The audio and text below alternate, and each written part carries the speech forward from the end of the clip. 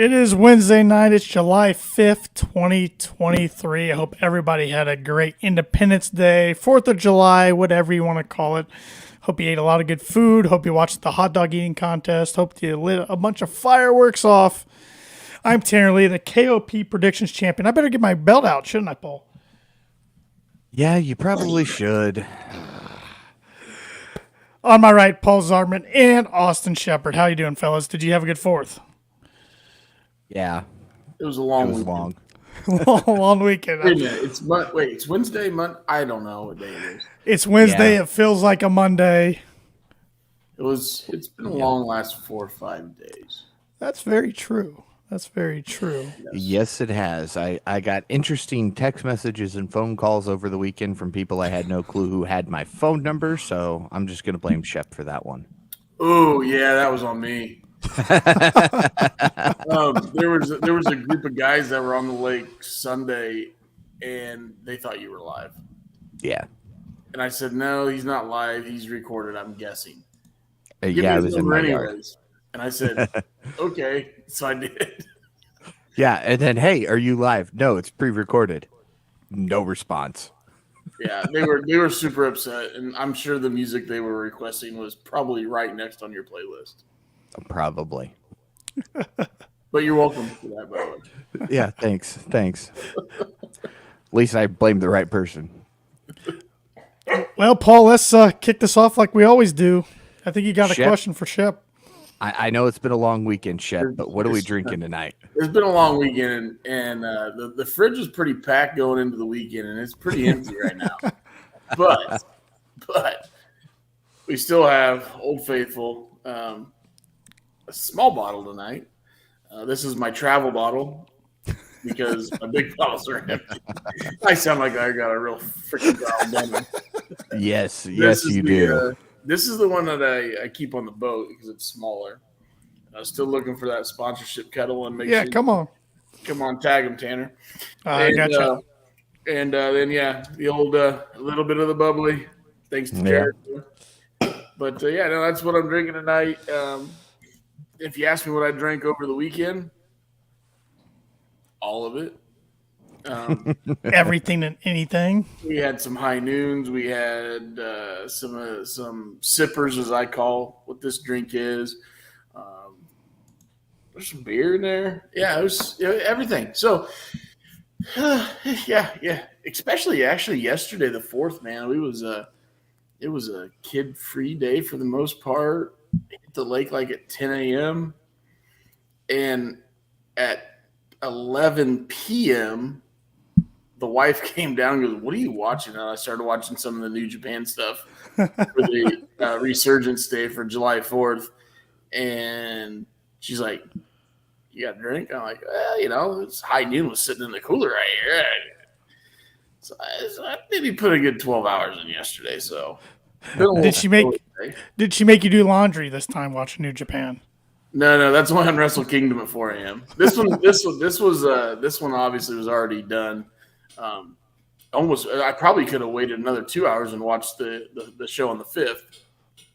But this was day one show of Resurgence. So that was the one where Moxley had the stuff sticking out of his head, right? Yeah, and then they did even dumber stuff on the 5th. And again, huge Moxley fan, but when it comes to that stuff, a little over the top. And my question is, why will Tony let him do that in Japan, but he won't let him travel to New Jersey and do it for GCW? I mean, I'm sure there's some there's politics involved, but let one of your top stars do it in the States instead of travel 24 hours away in Japan or whatever. Actually, a lot of I thought a lot of good stuff came out of that New Japan weekend or weekday shows. I keep thinking it's the weekend, whatever. We'll dive into it. But wasn't a big fan of the 2 matches Moxley had. Enjoyed the Eddie Kingston stuff, which I don't know if you plan on talking about that or not tonight. Mm-hmm. Willow Nightingale was on the card, defending a title that I don't think she didn't even think she was going to win.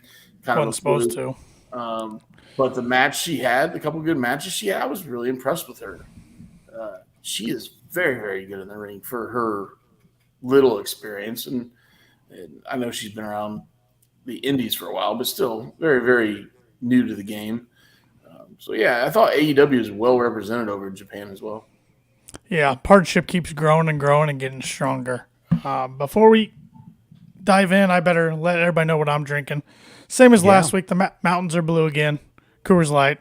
Got a bunch of it in the fridge, so I got to start knocking it off. So, well, you know, if you would drink more than one during the pod, it would go down low. It would go down fast. here, you know, it's hot enough up here in the podcast room. I might have to make a run and get another one at some point. There you go. So. Ooh. It's pretty warm up here today. We got a comment here from L on YouTube. Can't wait for the Jericho and Don partnership like the Lefty and Smitty Pat. Oh, Lord. That's all Shep says. Oh, Lord. Yeah, I could go like 47 different directions with this. And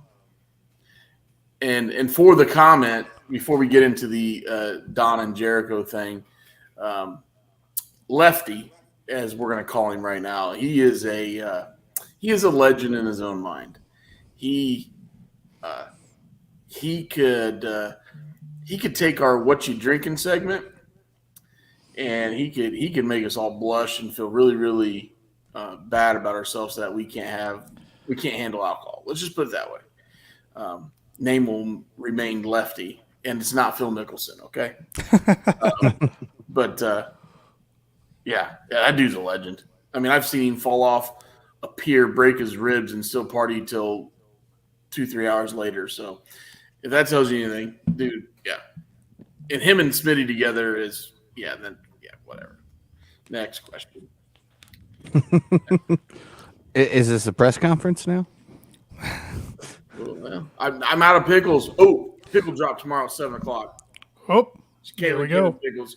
It's on my reminder. I will be logged on my phone at 6:50, and they're only selling 32-ounce jars. I know way too much about this damn pickle company. Don't I? They're only selling 32-ounce jars, which is the big jars. And last time they sold out in, I think, 14 minutes, and it took me 16 minutes to get logged in. So I'm logging in like 6:45, 6:50 Eastern Standard Time tomorrow, and I am down to completely gone with the spears, completely gone with the normal dill.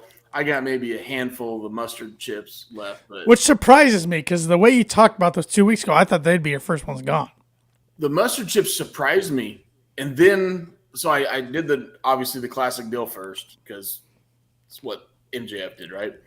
So ate those, and I'm like, man, I'm gonna try that. I'm intrigued by honey mustard pickles, right? I know what spicy garlic tastes like. So I started eating those. I'm like, man, those are good. But the jar was so damn big. You know, there's only so many sandwiches you can eat. and then so I got into the devil spears, and those are just so damn good. I ate all of those, and I still got a little bit of the chips left. So, but yeah. All right. Kalen Pickle Drop tomorrow, 7:00 Eastern Standard Time.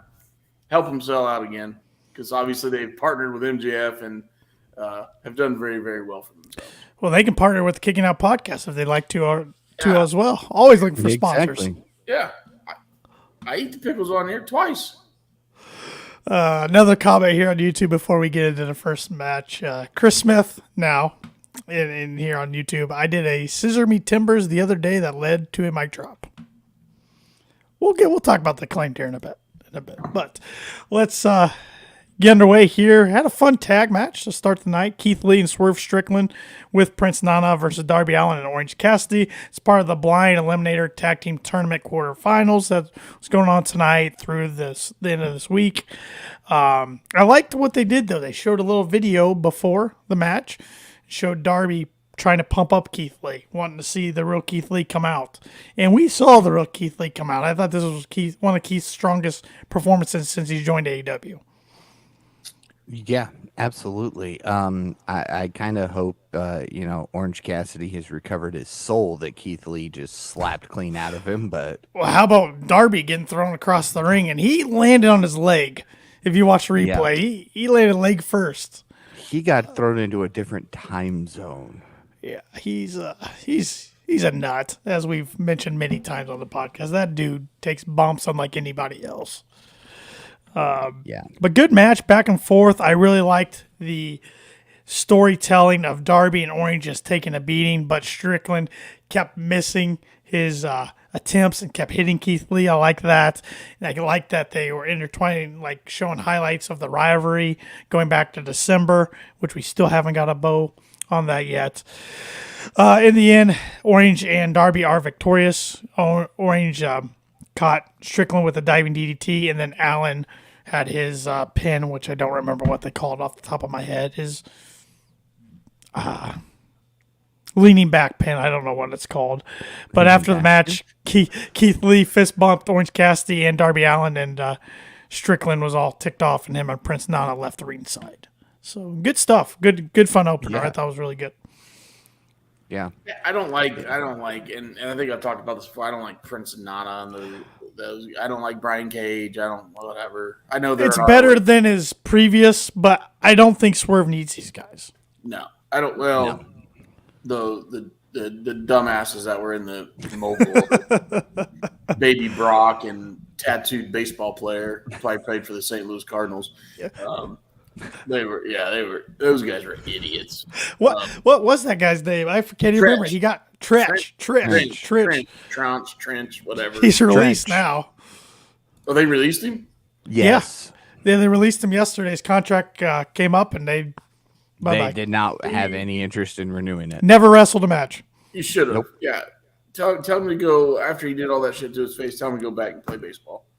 Exactly. Yeah, why he ever was even on TV, it boggles my mind, but whatever. Yeah. I like,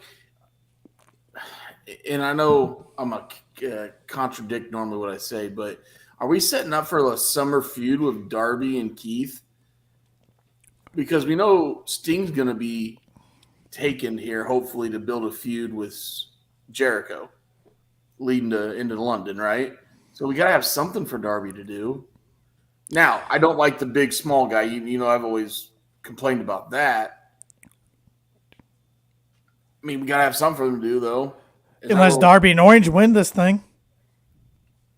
No. Which wouldn't shock me. It wouldn't shock me. No. I've got my thoughts on that.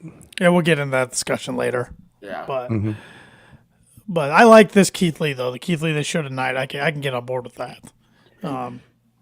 Thank God somebody got him from in, so his hair ain't all gray and shit anymore. Yeah, and he shaved a beard too, his gray beard, which that was fine. But I saw somebody tweeted on Twitter during the show tonight, and I completely agree with this. Believe it or not, Keith Lee has all the makings to be a massive heel if they would just pull the trigger on it. Right. Yeah, I just don't know if he has the personality to do it. The personality is a big teddy bear to me. Mm-hmm. Yeah, so it's always leaning towards a face. I mean, he's got an aggressive side to him in the ring, but yeah, if they could tap into that, he would be an unstoppable heel.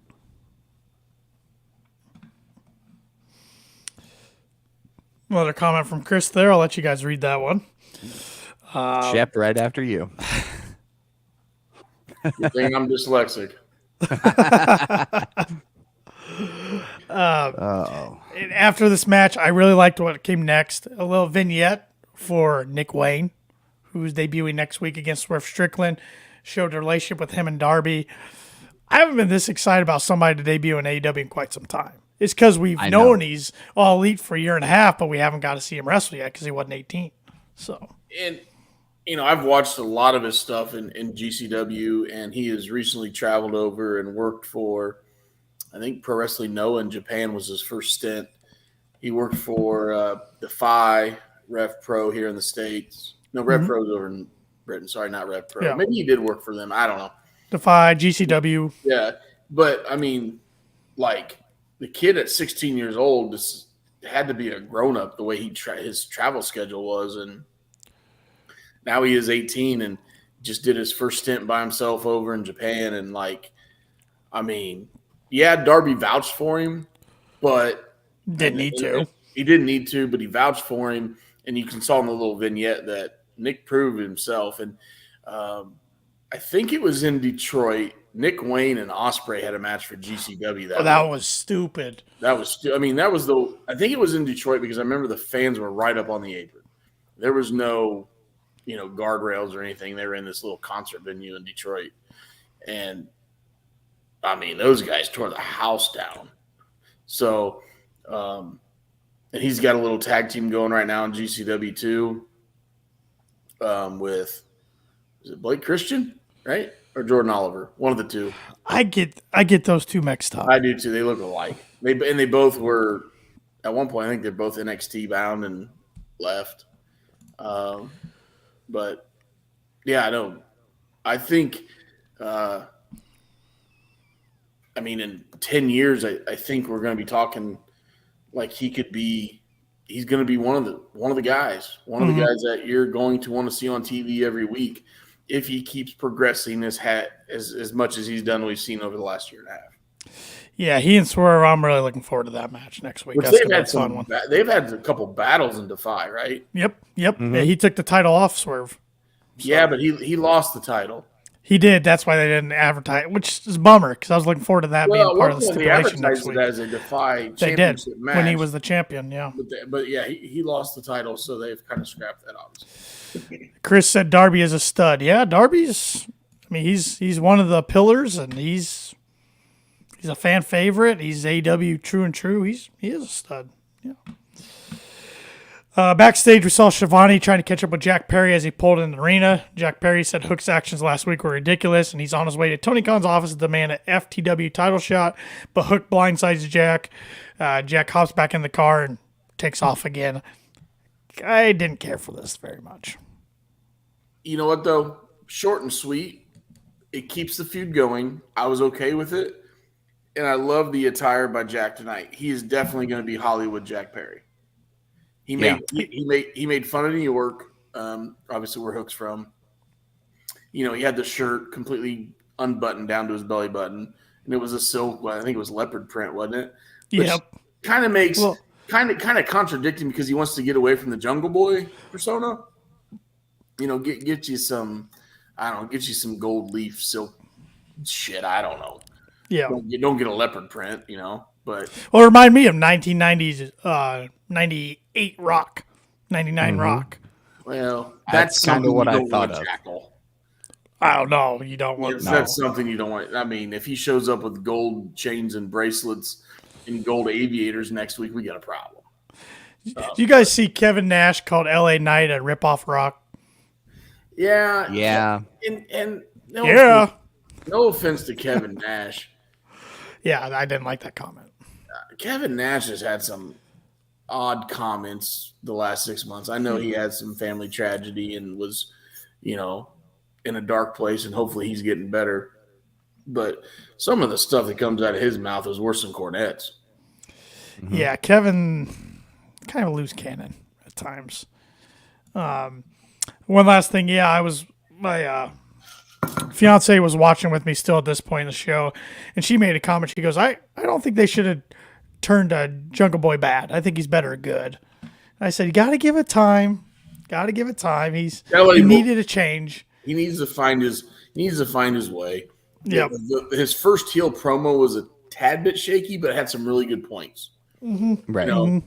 I'm banging the hottest bitch in all the wrestling, stuff like that. He had some good liners, but it was a little shaky at some points as well. So he's got to grow into it. After this, we saw a video of MJF and Adam Cole working out and training together in the gym. This is pretty entertaining stuff. This is ridiculously good. How you can this is how good MJF is. He is your world champion, right? He should be main eventing every night. He should be leading off every show with vignettes and promos. But yet he is that versatile. You can throw him into a funny segment with Adam Cole, who's a top carder, and put them together. And right now, there's not one problem we have right now that we do not have a AEW world title feud, right? Nope. No. Nobody's upset about it. Nope. That's how good he is right now. Mm-hmm. That's how he was. That's how good. That's how. And I have a feeling, and this will probably piss Eddie Kingston off. Okay, I have a feeling MJF is just as much of a real life character, real life persona as Eddie Kingston is. I think outside right now, cameras are off, backstage, at the bar, at the hotel, whatever. MJF is still MJF. Oh yeah. Yeah. I have that feeling. Yeah. Which makes him that much more believable, realistic, understandable on camera. You know, there are some people. I think Busted Open's one of them. I think it's on Busted Open, maybe a different podcast. It actually might be Matt Coon with Wrestling to Friends. Now that I'm thinking about it, he argues that MJF's not a heel because of the reactions he gets from the crowd. He wasn't tonight. He was not a heel. No. Now, when they don't win the AEW tag team titles and he obviously turns on Adam Cole, he's going to get the cheap heat there and then he'll go back. But for right now, when he comes out, and even after that, I still think his music will get a pop. Sure, always does. But yeah, I gave you my prediction. I guess is what's going to happen. But yeah. He can do whatever he wants. He's that versatile. That's why he's a generational talent. You can't argue that. Well, and someday we are going to see a babyface MJF, at least for a little run, because I'm still waiting for the day when AEW has some shit stir come in. It could be a heel Punk. Maybe he's the one to do it. Somebody that has to be to where the locker room has to go to the ultimate heel, the ultimate shit stir, and to dethrone this new guy. And that's kind of how I could see. And you know what I'm saying? Like, I'm not saying it very well, but they have to go to MJF I think we get the gist of it at least. To outsmart him, I guess. Kind of outsmart him, heal him. And as much as I like the guy, I don't know if you could bring in a bigger shit stir than Punk of late. Right. So see what happens over the next 6 to 8 months. But yeah, you might have a Kenny Omega, a Young Bucks, an Adam Cole start doing backstage vignettes, pumping MJF up, saying, "Hey, look, you beat him once, right? You need to beat him again, and we're behind you." Yep. Do we wait 6 to 8 months, or do we fast track this for London? I figure we're going to get Adam Cole and MJF in London, right? You think that's London? Yeah.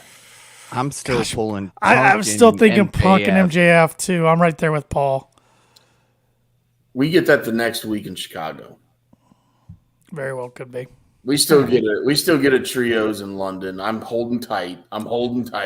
We still get a trios CM, FTR, and the Bucks and Omega. Shots up in August. Shep, that's all I got to say. Shots. Everclear, wasn't it? Whatever I pick, 2 shots for you. Oh. Assuming I win. Yeah. But I just love that I'm the smart one here, and I said I'm not. I'll help somebody buy the hat or shirt or whatever it was, but I'm not doing the shots. I mean, there was only 2 ways it could go. It's either gonna happen or not gonna happen. So I didn't really have much of a choice here. So it's either 2-on-1 or 1-on-1, and I'll ref it. I had some homemade adult beverages the other day, and I smelled it and I was like, oh man, this is not good. Like, we shouldn't drink this. And I drank it and I'm like, ooh. Like, as long as you don't smell it, obviously it's flavored with fruit. And I'm like, that's like, I took 1 drink and I'm like, you can't have any more of that, because I'm pretty sure you could light the stuff on fire and it burn. So. But yeah, that's a good bet. Either way, it's a good bet. Yep. Yeah. It'll be fun. Next, we got the Acclaimed and Daddy Ass Billy Gunn versus the Bollywood Boys and the Blade. Bollywood Boys were the Sings in WWE, and I don't know which one it was. But every time I see them, I just remember when Randy Orton flipped that one about 10 feet up in the air and landed on his back, and Randy goes, Yeah, Randy even made the comment. I used to love his reaction. He's like, "Oops." "Oh, he wasn't supposed to take a spill like that." Those guys took some big bumps, especially when they were Jinder Mahal. That's when they were Jinder Mahal's cronies. When Jinder was the WWE champ, which could spend a podcast on itself talking about that. But the Acclaimed and Daddy Ass. Good shit, man. Yeah, Good yeah. shit. Oh boy. Oh yeah. Get the pencil away from the old man. The Acclaimed Daddy Ass went over pretty quickly in this match. Afterwards, though, we see Harley Cameron interrupt them on the Titantron. She says that she thinks it's fair that she interrupted them after they did to her a few weeks ago on Rampage. She's ready to show off her talents. She announced that she made a video for the Acclaimed and the Guns that she'll premiere next week. And Billy Gunn says he's got 2 words for her: suck it. And why is she going after Bowens? She ahead, Paul. wanted him, and he's gay. Okay, we know that, and whatever, but like, I don't understand where they're going with this. I don't either. No, it makes absolutely no sense. It's just trying to get QTV something to do. And keep the Acclaimed on TV because everybody loves the Acclaimed, including Chris Smith, and they get pops everywhere they go. So He loves the mic drop. Speaking of QT, rabbit hole. Why can't 27 minutes in. Why can't QT do the work he's doing in AAA right now with Penta in AEW? Like, I've watched some of their stuff, and the feud they have going on is like they got QT built up as this monster badass, just beating the tar out of Penta, leaving him bloody in the alleyways. Like, wait a minute. They're building this up to like the biggest match of Penta's life, biggest match of QT's life. Like AAA right now is just killing it on that storyline with 2 AEW guys. it's a great question because he can go in the ring. As much flack as I give him, he can go in the ring. He's very fundamental, but he can go. I mean, he had that bunkhouse. Great shape too. I mean, he had that bunkhouse match with Dustin against Butcher and the Blade in the Daily Place era. That was a really good one, and he's had some other good, memorable ones. But his character is just so stale in AEW, and I think it's supposed to be that cheap heat heel. But Look, I'm a big fan of the guy, but I have 2 words as to why QT is used the way QT is. Be mad at me, disagree with me, agree with me. However, those 2 words: Cody, Rhodes. Go back to the segments when Cody first started showing him on BTE and the AEW Road 2 stuff. He was in the background eating an apple, didn't even really know how to wrestle, and that's how fans came to see him. AAA didn't have that. So now you get to showcase QT for what QT is, because you can't do it in AEW because Cody built him to be this crack addict idiot, basically. Well, yeah, no, Cody did some stuff early in AEW that I'm guessing he'd want back if he could, including taking himself out of the title picture. But, Hey, 2 good things he did do for AEW.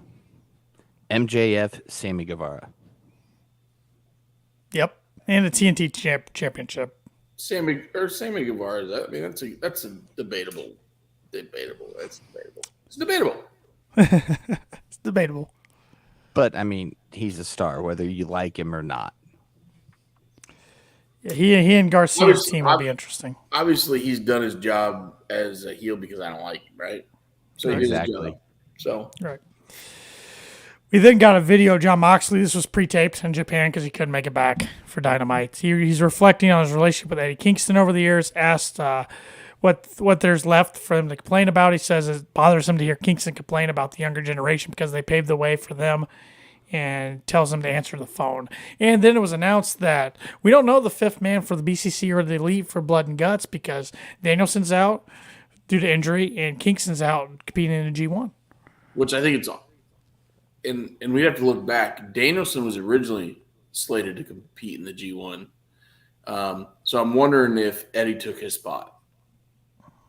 Was he? He was originally slated for it? Danielson was definitely, and they slipped up tonight in that first vignette where they had the picture of him inside Blood and Guts, and there was two mystery men, and they said Danielson originally scheduled to compete in the G1. Well, he was, but then he obviously broke his arm.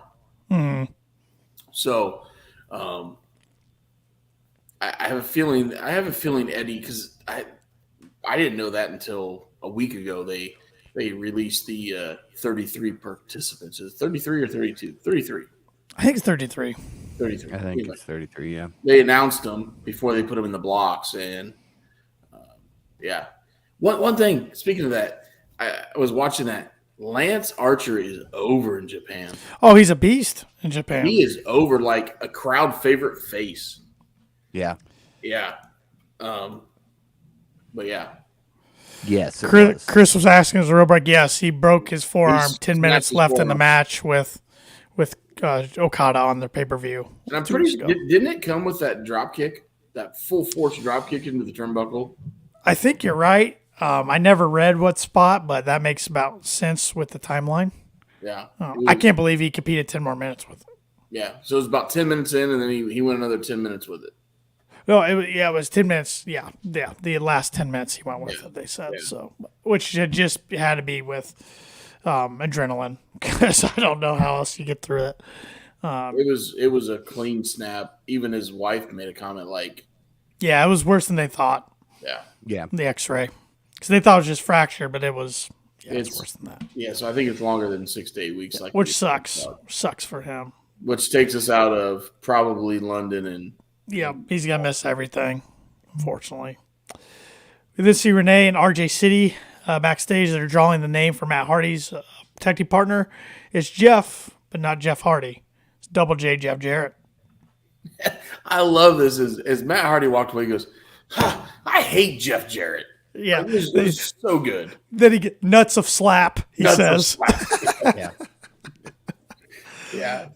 Yeah. That could be. They have done a good job with this blind tournament of putting some interesting tag teams together, some entertaining partnerships that we didn't think. At first, I thought it was the dumbest thing I've ever heard. I agree. And so we've got the entertainment segments out of MJF and Cole. Now we got Jeff and Matt, which I think will be entertaining. Hopefully we get some backstage segment with them because I think it'd be entertaining. So, yeah. Okay, I'm warming up to the idea. I still don't like it. The Can They Coexist tournament, as some people are starting to call it. Chris Smith household is big fans of RJ City. RJ City's a funny guy. Yeah. I would like to know how their household, besides seeing him on TV, has ever watched any RJ City shit. Because the only thing I know of RJ City is when he rode around for 6 months with stupid David Arquette and was a tag team with them. Yeah. And they vlogged about it. Did they vlog about it? Or was it part of his documentary when Arquette got stabbed in the neck? I think it was. Wasn't he in the documentary there? Yeah, because Luke Perry's the one who saved him. Yeah. Jack Perry's dad. Yeah. Before he passed away. So again, what do you know about RJ City? Well, that's what he's saying. This person right here. Right. Yeah. They've never been on any shit. He has that Hey EW. I always want to say Hey EW show on YouTube, but that's.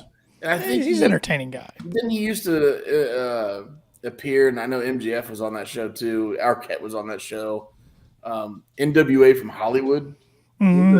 That show. Yeah. Before we had Billy Corgan doing his shit down in North Carolina, whatever. I think RJ City was on there with those guys. Tim Storm, Aldis, those guys.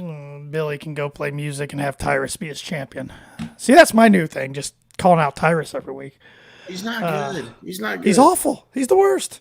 He's the worst. But we don't like pro wrestling if we don't respect Tyrus as champion, according to Billy. So Billy hasn't come out with a good song since the 1990s. No, he had the Funkadactyls. Oh, wait, no, it's Tyrus that had that song, not Billy. Huh? Yeah. Yeah. Funkadactyls, Smashing Pumpkins. Yeah. The sad part out of the Funkadactyls, out of all three of them, there was only one true athlete, and that was Trinity. Trinity, right? Yeah. Yep. Well, she was a Funkadactyl. Yeah. Yes, she was. Yeah. And then Cameron, she had that one appearance in AEW that one time. Yeah. You guys remember that? Did. I she do. Showed up and lost the match, and that was really weird. It was a weird time when women wrestlers that we had a lot of them that appeared, had a match and disappeared, and we were like, oh, they're going to be all elite. And half of them went back to Stanford. Yep. We think got an interesting segment tonight. Chris Jericho came out and to a huge ovation. Of course, we're in Canada tonight. We're in Edmonton, home of the Oilers, and I think Chris is from Toronto. I think, but he was neighbors with Marty McSwirly. but he talks about Calgary tonight. He talks about Stu Hart, which some idiot booed Stu Hart, and Jericho called him out for it. Well, in the crowd. But you hear Shivani. Shivani says they're saying Stu. Oh, it sounded like a boo. So yeah, I thought the same thing. I'm like, man, how do you boo Stu Hart? Yeah. But then and Jericho calls him out, and Shivani real quick says, I think they're saying Stu. Yeah. So I caught that on the broadcast, which I'm hoping they were saying Stu, like giving him the props. I hope so. I thought Jericho was going to come out and call out Sting out, or hit on that a little bit. He did say he's bittersweet tonight because he's accumulated a lot of losses over the past few weeks, which I'm glad he brought it up because we were talking his record's 5-7 this year, which is unlike Chris Jericho. But he says wrestling's still everything to him. He was reminisced over his days training with Stu Hart, early days of his career. Then Callis comes down, and you can barely hear Callis talk because the crowd's just booing him to death and F-bombing him left and right. Yep, Dom heat. But Callis talks about how Jericho and Omega changed the wrestling industry, which with Tokyo Dome match, which can't really argue with that. Callis is looking for a new family member because Kenny broke up his family. So Callis is offering Jericho a spot in the Don Callis family. Jericho says he doesn't join factions because he creates them, but he gives them a maybe and walks off. All right. Go for it, Paul. I feel like you're loaded up here. You're ready to rock. Winnipeg. Chris Smith's Winnipeg. He says Jericho's from. Yes, thank you. I need that correction. From Winnipeg, yes. Only guy from Canada that's famous, okay? Yeah. All Screw right, that Wayne guy. The only reason he's famous is because his son-in-law is Dustin Johnson. I knew that was coming. And his daughter's kind of cute, okay? All right. Okay, go ahead, Paul. So, we were talking about this last week, I think it was. Jericho has been in every single Blood and Guts match. I jinxed it, didn't I? Yes, you did. Because you said, well, this will be the first year we don't get Jericho in Blood and Guts. You need a fifth member. Jericho. Gets him into Blood and Guts. It allows you more time to kind of tease what you started planting the seeds tonight. I saw a lot of people on Twitter confused. Is Jericho becoming a face again? So you can run with that, kind of plant the seeds, leave him kind of teetering. He's not sure what to do. He's got the Jericho Appreciation Society. Purple hat wearer's not there anymore. I don't even know what's going on with the purple hat. Probably guy. training for an MMA fight. I like my hat. Don't touch my hat. But this gives time to plant some more seeds, let Jericho kind of be unsure of what he wants to do, whether he wants to continue with the JAS or just let it break up. It'll write Sammy off for a little bit. Blood and Guts is coming up pretty quick. So, See, I thought we were on the track for Sammy versus Jericho at All In, and maybe we still are. But if I had the pencil, tonight a pen, I swerved the whole crowd. And Jericho is a fifth member in Blood and Guts, but he joins the Elite team. Yeah, but that just completely Because everybody's expecting Kota Ibushi. yeah, and he's been a free agent since February. I looked it up today. His contract expired February 1 of 2023. He is a free agent. Mm-hmm. I know he was hurt, Mm-hmm. but he's, from what I can read on the dirt sheets, he's ready. I mean, where else is he going to go? He's not going to Stanford. I was going to throw it out there just to rally you up. No, that pissed me off. It would. It would. It'd be so dumb. I mean, he's 40 years old. He'd Not go up against against 40-year-olds. Shinsuke Nakamura, and that's probably all he'd do. He'd either become a tag team partner with him or just have a feud with him, and that'd be the end of his career in WWE. But here's my thing with Jericho, and we saw it later when they say Daniel Garcia and Sammy are going to be a team, and he said he wants one of them to merge as leader. This you can break him away then from his group a little bit if you. It's just a one-off with the Elite since Kingston. The Kingston thing was weird anyways. Put him in there. He's getting a face reaction. He can turn face. He gets a face reaction everywhere he goes. Because of his Every song. person, Because of his song. Exactly. Song. Exactly. Um, I could see him being a fifth member of BCC before the Elite. Chris is saying that would be great. Talking about Kota Ibushi, only person to kick out of the one-winged angel. Thank you, Wikipedia, for that there, Chris. I know you Googled that. But AEW commentators won't even. They say nobody's kicked out of one-winged Yeah, angel. they don't acknowledge it because it didn't happen in AEW, so nobody's ever kicked Correct. out. Correct. Yes. Correct. And it wasn't, and I could be wrong, wasn't that match a G1 Climax final? Where Ibushi kicked out of that? That sounds right. I would have to look Hey, it Chris, up. hit up Wikipedia real quick. The Google machine. Hey, Chris, without Googling, what was their tag team name together? Ooh. Ibushi Oh, Omega. I know this. We all know this. Hopefully, no, it wasn't. That's a tough one. But no Google. Yeah, let's see if he can give us the tag team when those two guys were together. For Ibushi and Omega, what was their tag team name? And we'll talk about a tag team match here. MJF and Adam Cole versus Matt Menard and the Butcher. Really odd tag team there. And what Matt Menard called Meat Magic? He was calling them on Twitter, I think. Yeah. I was waiting for him to do something though. This is just screaming my nipples are hard for the Butcher or something like that. You know what I mean? I could see him doing something stupid like that, but Before we get into this match, we got a comment here on YouTube. I'll let one of you guys take this if you want. From Darby Allin fan. This is the problem with AEW. Random matches, no character building. Who is Nick Wayne? Where did he come from? Make me invest in a story, guys. Jesus. Shep, take it away with Nick Wayne. I'll hand you with the Nick Wayne. They started Nick Wayne a year and a half ago when he was 16 years old. Darby showed up at a Defy Wrestling event with an AEW contract, which had a bunch of stipulations, age-wise, yada, yada, yada, all that BS. And they have started to build Nick Wayne 4 months ago when they were was it in Portland? He was sitting front row for a Darby match. Darby main evented, right? Yep. And Nick was sitting front row. Reason being, if you know Darby, you're a Darby Allin fan, you should know this. He was trained by Nick's dad, Buddy. Which they explained tonight.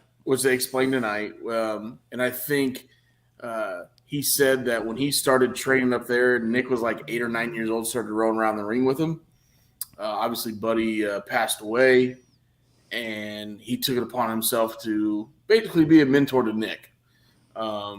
So if we're talking about story building, I mean, this is a year and a half in the making. Okay. Now, do we get it every week? No. But it's a year and a half in the making, and I think it's a hell of a story. And there's some other random matches that I can probably agree with you on that. Kind of like tonight. I thought tonight was a meshed together show, but it kind of worked. Now, going into Rampage and Collision, I think Rampage and Collision have a 10-time better card than what we saw tonight. I think the next 3 cards for next week too. And next week looks great too. And that was I was going to say that to the end of the show, but this guy wanted to hear about it. So, that's my answer to that. I think they're building Nick. It's a year and a half in the making, so that's a pretty damn good story. Yeah, and I will agree with him. Sometimes there are random matches. I think that's, in my opinion, due to the depth of the roster Tony has. He just kind of throws things together, but I could see how that would be frustrating to some fans. I get it. Chris says Kenny Omega and Kota Ibushi. I don't know if he's guessing that's what their tag team was, or no, we know that was a tag team there, Smitty. What was the name of it? MJF and Adam Cole get over in this match. But after Adam Cole hits the boom for the win on Matt Menard. Super kick, then the boom, I should say. But it was fun during the match. MJF's getting crowd chants going. And then afterwards, MJF has a birthday surprise for Adam Cole. He asked if there's any fans of any devil worshippers out there, any fans of the guy with the cool name and the cool phrase, and he goes, "Do the thing." Adam Cole does Adam Cole, baby. He asks if he's ready to party. The guy comes out with cake and hats. Charlie with the hats off Sammy's vlog, MBT. Some streamers go off, a bunch of things, but MJF's gonna put Adam Cole's face in the cake, but Cole reverses it, puts MJF's face in the cake, and Adam Cole then tells MJF that he was what he did was nice, and then he says thanks and friend. So thanks, my friend. Thanks, my friend. Yeah. So before that, the little vignette in the backstage with Roderick Strong in the neck brace. Yes, thank you. I wasn't in my notes. Kind of was like, hey man, what the hell's going on? Yeah. Like, what are you doing with this guy? He's like, oh, he assured him that nothing was going on, right? And then all of a sudden, I got a text message. He wants to do a double clothesline tonight, which I thought was awesome. Yeah. And then towards the end of the match, he's screaming on the apron, double clothesline, double clothesline. He never gives it to him. So I say the next match they use the double clothesline as a finisher. I like it. And also in the gym, I forgot to point this out earlier. In the gym, when they both agreed to about Shivani. Well, that was me. I was lifting. I was pushing. That was me lifting weights, right? Yeah. They called me Tony Schiavone. Yeah, they call this heavyset guy Tony Schiavone. But did you see Adam Cole's face once he realized like they both kind of had fun there and had a moment? He looked worried.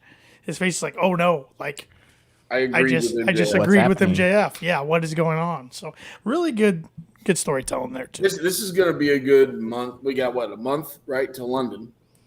Yeah, about a month and a half. Yeah, August 27th. So about 5-6 weeks.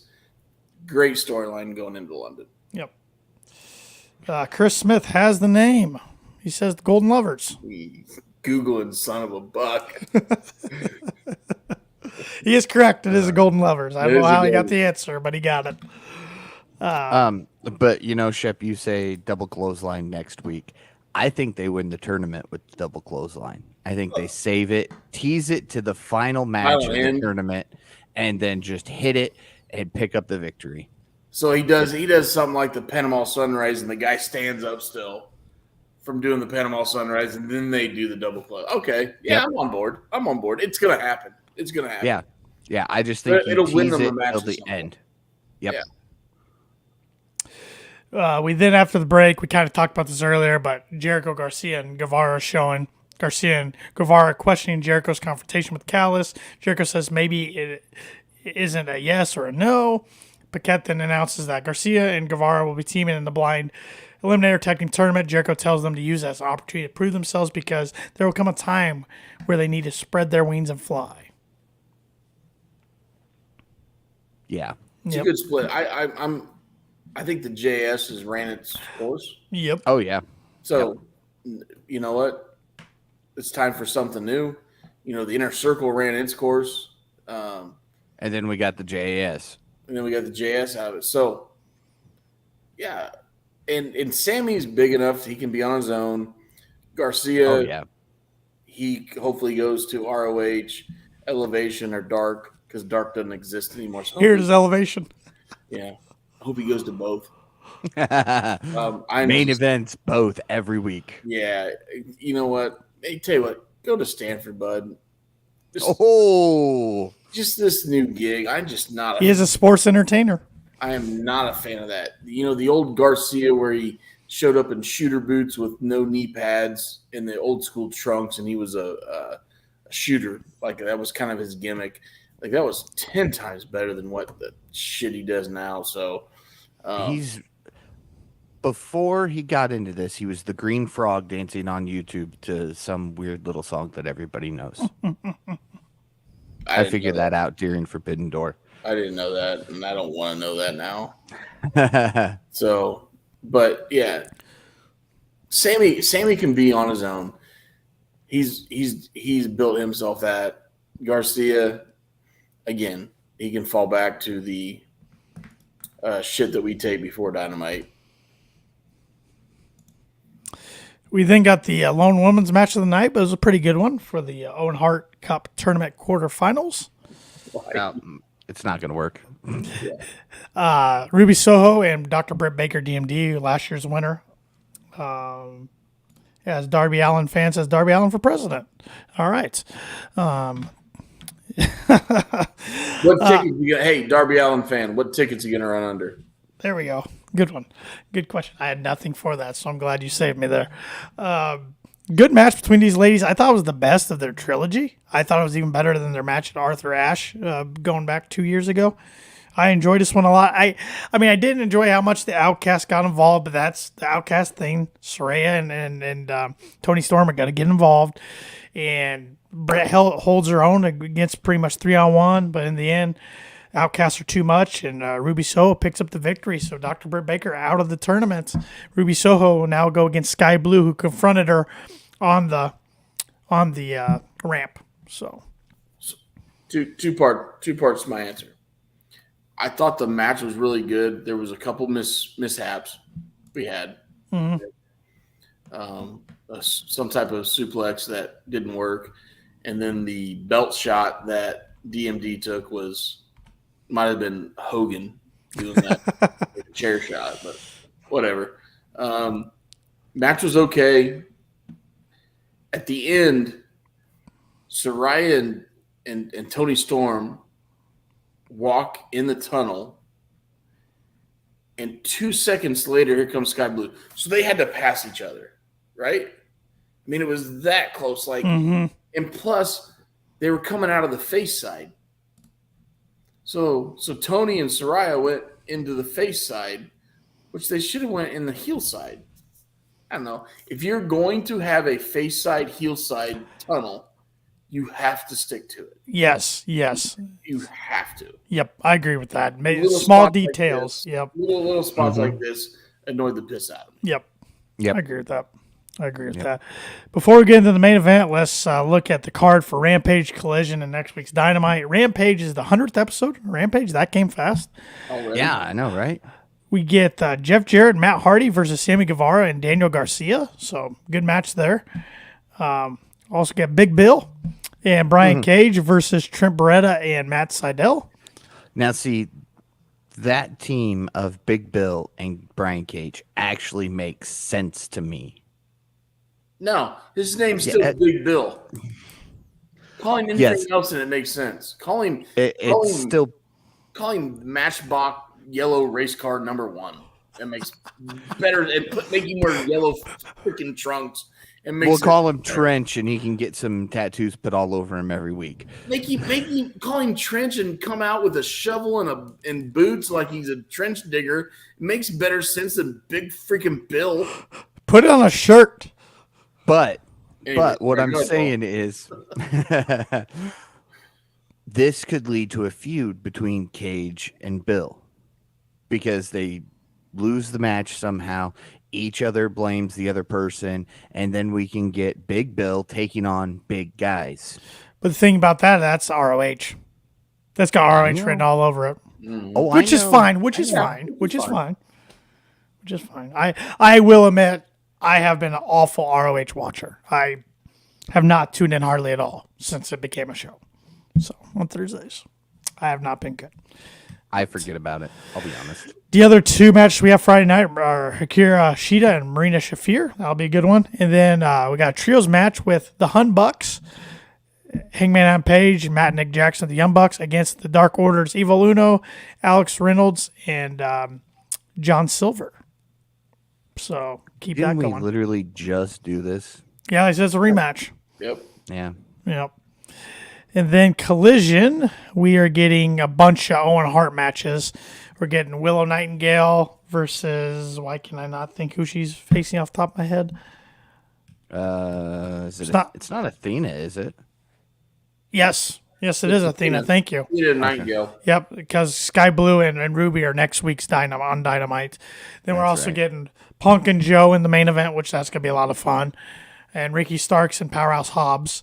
And we're also getting FTR versus Bullet Club Gold, Juice Robinson, and Jay White in your favorite match, Paul? One of the Championship Eliminator matches. So, yeah. Any quick thoughts on Collision from Saturday? But since we're kind of talking about this upcoming Collision, It was lackluster. yeah, I thought it was kind of Crowd was Whatever. I like how Go ahead.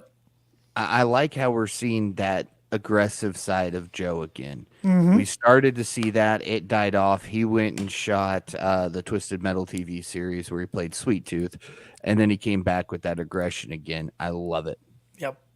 Did you feel that it was lackluster? The crowd was lackluster because it was taped.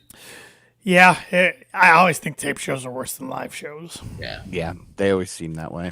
We'll see if the Regina crowd can be hotter this Saturday. Wait! Don't say that. You can't. We can't go explicit. I said Regina, Paul. No. Okay. And Shep. I was gonna say I didn't even say anything. I meant to say Shep first, but Hey, leave it to the immature guy, Paul. Yeah. wait till the ratings of the show. 69 chef. See, I'm giggling already. I was giggling about something else, and you caught me. You did that on purpose because I was taking a sip. Yes, I did. The card for Dynamite next week: Swerve against Nick Wayne, Commander against Chris Jericho, Ruby against Sky Blue, Darby and Orange against either Jeff Jarrett, Matt Hardy, or Sammy and Daniel Garcia, and Adam Cole and MJF versus either Big Bill and Brian Cage or Trent and Matt Sydal. So hopefully it's Trent and Sydal, even though it's a random team. Both those guys lose, but I don't want to see Big Bill on television until he proves himself wrestling for New Hampshire Independent Wrestling Championships under Big Bob.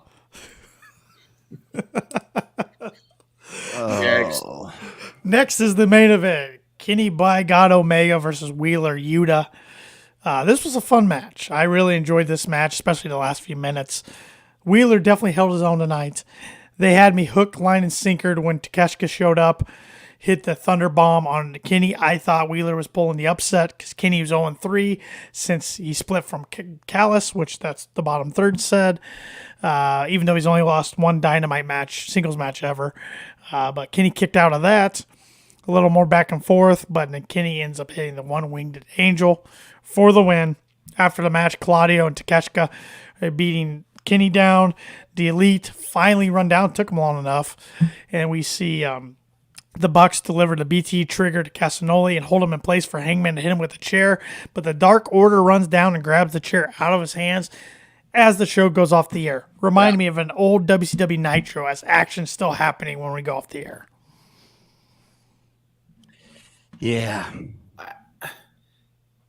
I like the finish. I like the run-ins.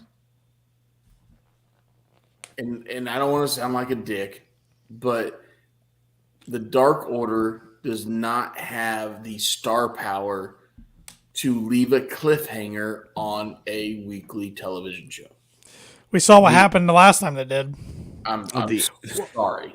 Not the last time, excuse me. That was with Brody Lee when they were good. It was back in the 2019 and the worst. Not saying John Silver guys are not entertaining. You mean, here's a guy's face. I'm over here hitting him. Yes, that was unbelievably bad. Leave Angels alone. And again, nothing against John Silver and those guys. I think John Silver's entertaining. Yes, he is. But he is not the type of star power you want to cut from a national television show for a cliffhanger going into Friday night or Saturday, right? Friday SmackDown. Or Jesus. Rampage. My God. Rampage. Oh, that was wow. I don't even watch SmackDown. I don't know where that came from. Hey Paul, did Tanner take his bachelor party to Stamford, Connecticut? Oh, Jesus. I think he did. Wow. Secretly, good there's a shit, contact man. there. Good shit. I deserve every bit of what you guys are going to throw me. That was wow. Wow. Tanner, relinquish the title right now. I will not do that, but that's because he beat me in fantasy for the year. That's all right. Tanner was seen having lunch with the other Khan and Vince. Oh boy. And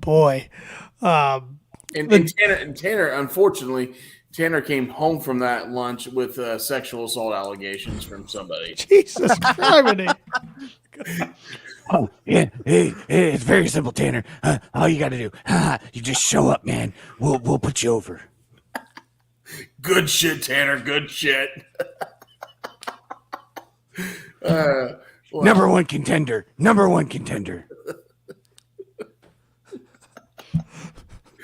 The next undisputed Universal World Heavyweight WWE 24/7 International North American United States Champion Tanner Lee. Good shit. I'm not left speechless too often on this podcast, but I'm there right now. I don't even know how to circle this back. All right. Well,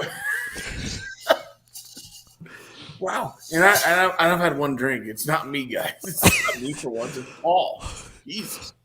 It wasn't even me. Yeah, no. It's all Tanner.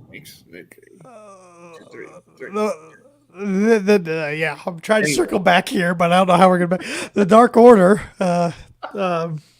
The Dark Order, I can't take them seriously as a heel faction without Brody Lee. The Dark Order will be on trial up against the Tribal Chief on Friday night. Rampage down. God. If it was up to Tanner, we would. I mean, geez. Oh, boy. Yeah, I don't know where that came from. I don't even watch SmackDown. That was weird. That was fantastic. Thank you, Tanner. You're welcome. Hey, Wrestler of the Night. Yep. I'm helping you, Tanner. Thank you. Helping you. Thank you.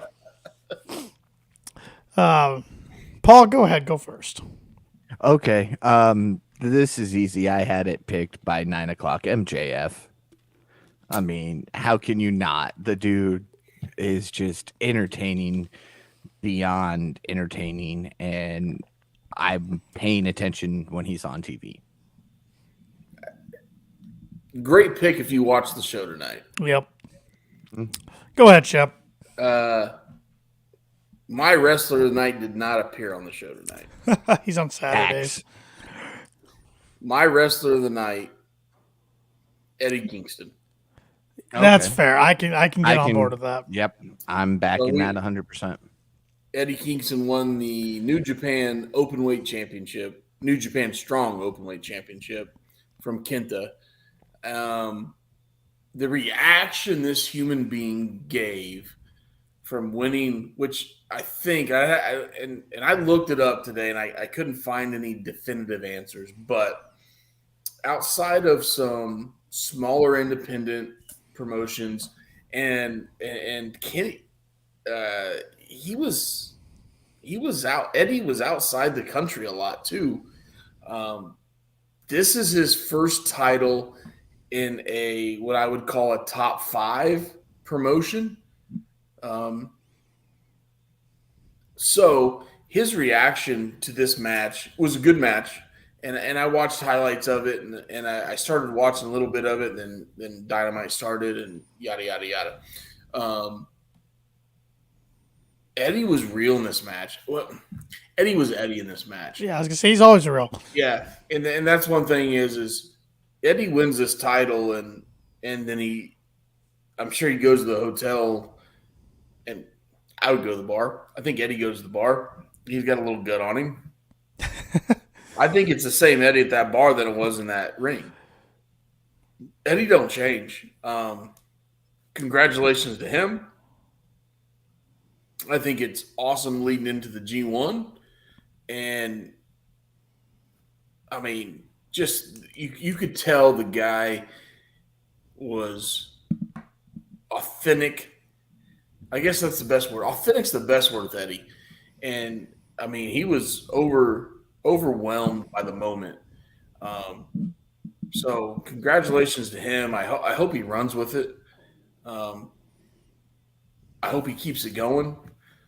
I enjoy his work. I know a lot of people don't, but I enjoy his work because he's real. The difference between him and a Ric Flair is Ric Flair still is Ric Flair. We've talked about it a million times. He's not Richard Flair. But back in the day, old Ric Flair, man, he could work in that ring, right? You can't deny that. Eddie, and I'm sure Eddie would punch me if he was sitting right here.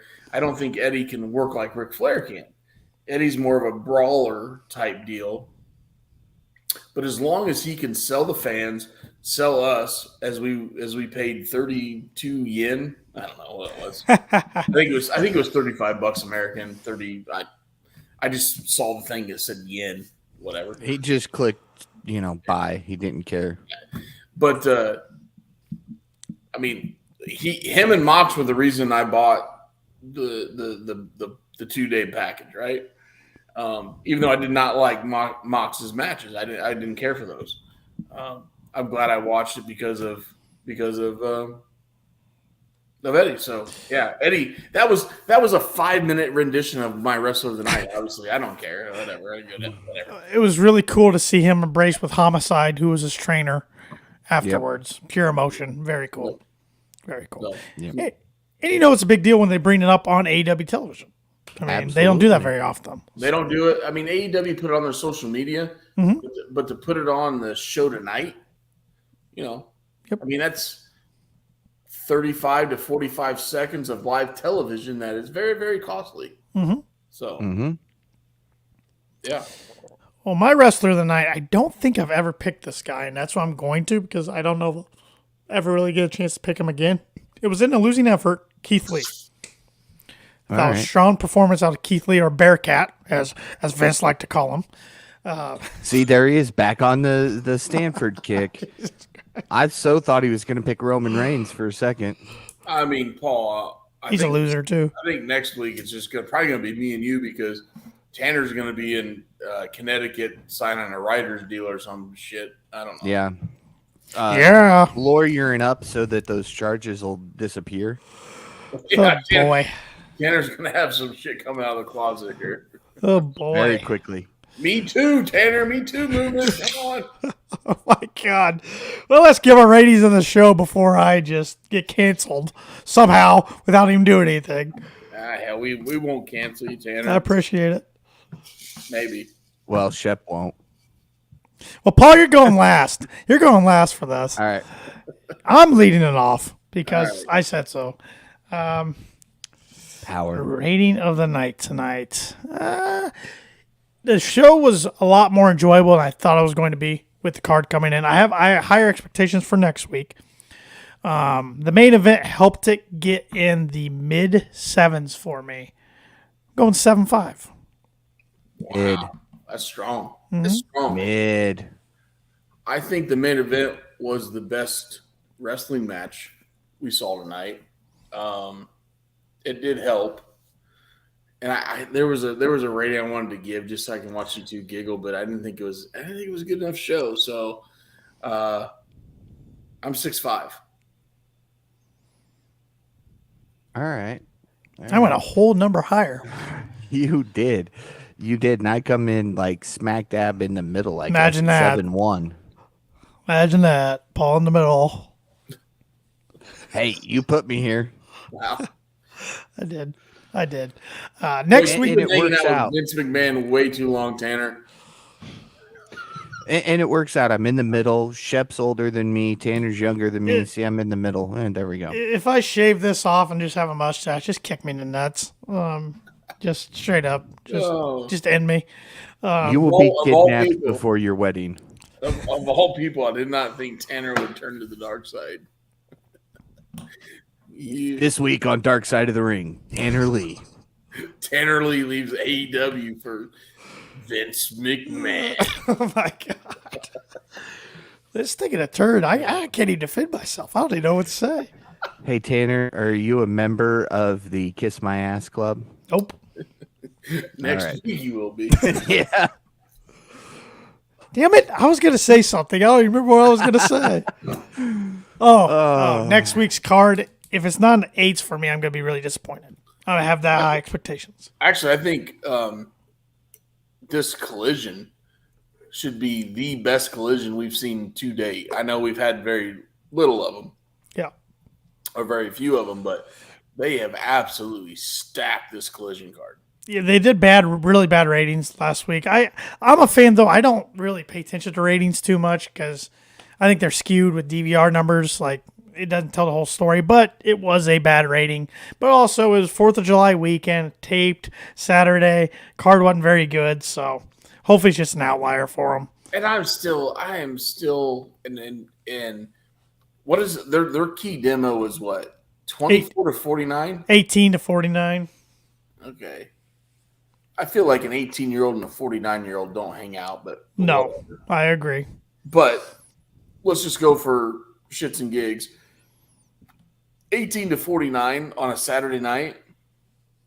Majority of us are not at home, Right, or majority of us are home with other groups of friends. right.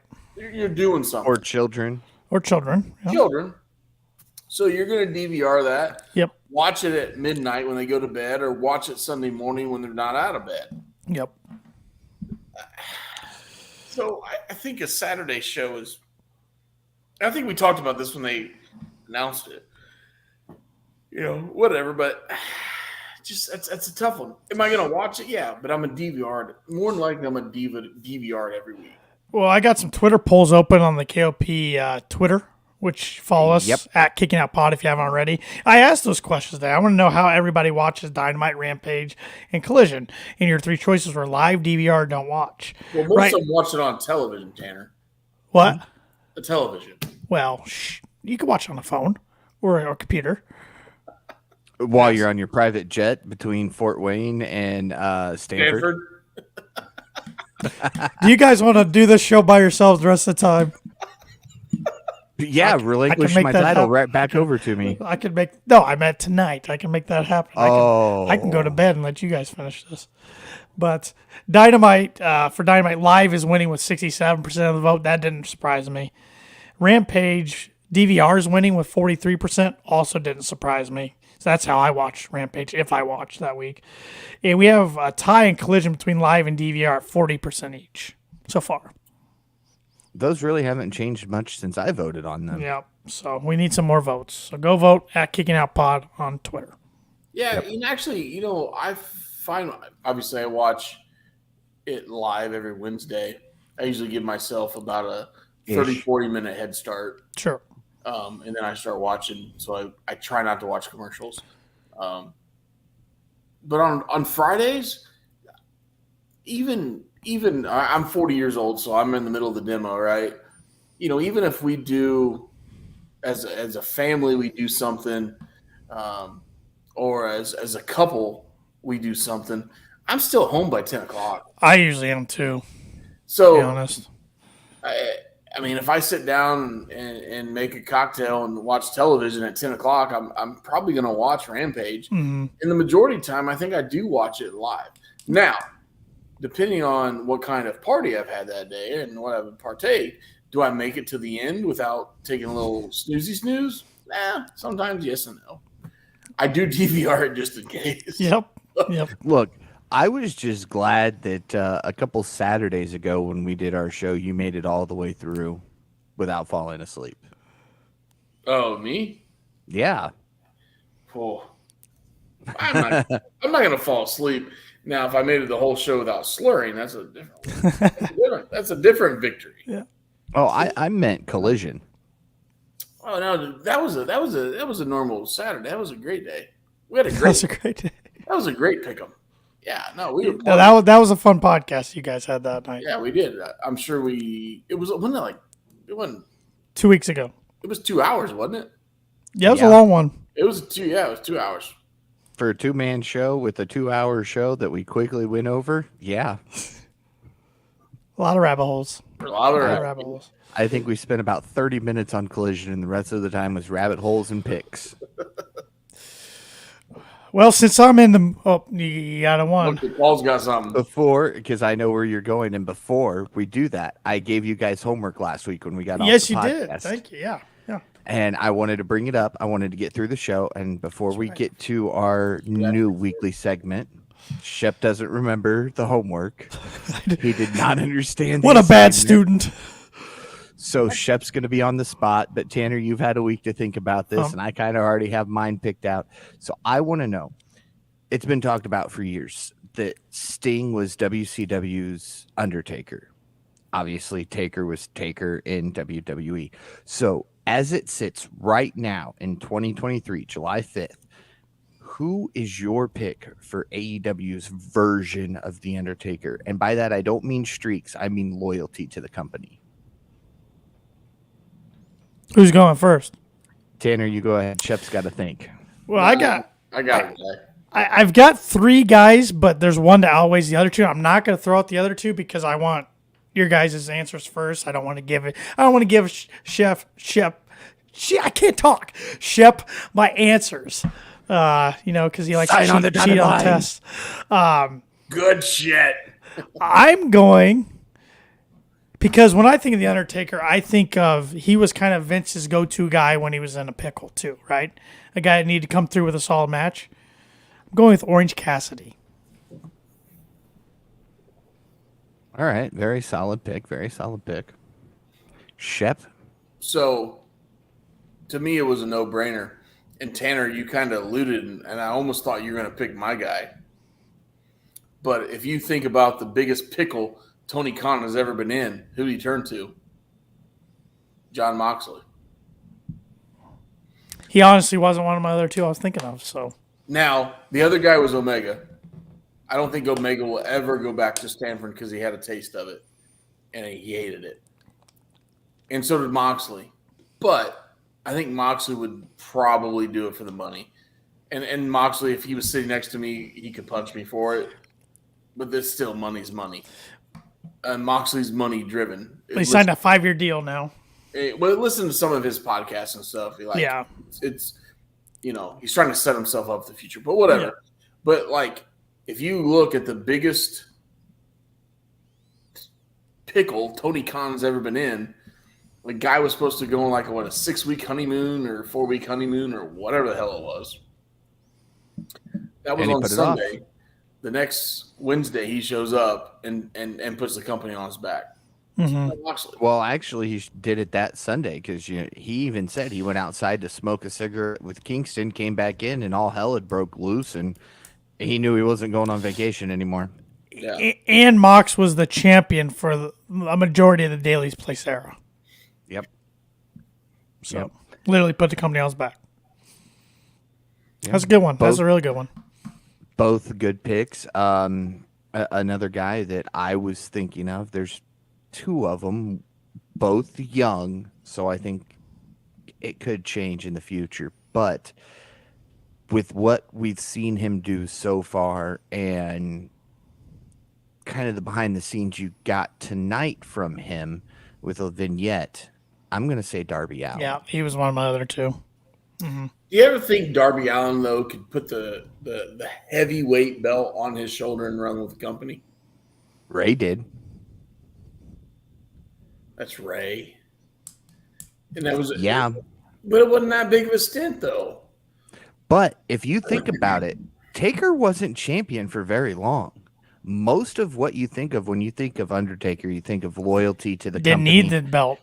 And he never needed the belt. Yeah. Darby's already above the TNT Championship. Not that the TNT Championship is crap, but Kind of is.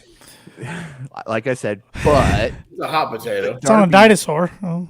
yeah, Darby doesn't need Dino a belt. douche. Darby doesn't need Sting. That just adds to it. Whether Doesn't Sting was anymore. Darby, Doesn't anymore. Right. He used to, Yes. but he doesn't anymore. He's grown quickly. Yep. And willing to put his neck on the line for Nick, and go to Tony and say, "Hey, check this kid out. You need to sign him."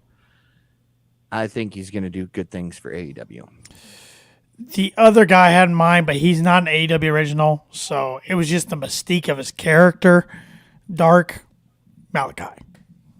Just because he's dark, his mystique, if we're talking character to character, but when we're talking loyalty, go-to guy, Malachi, yeah, he doesn't stack up with those other guys, which Malachi was in the news today. Did you guys see this by chance? I did not. I did not. Malachi, I don't know who interviewed him.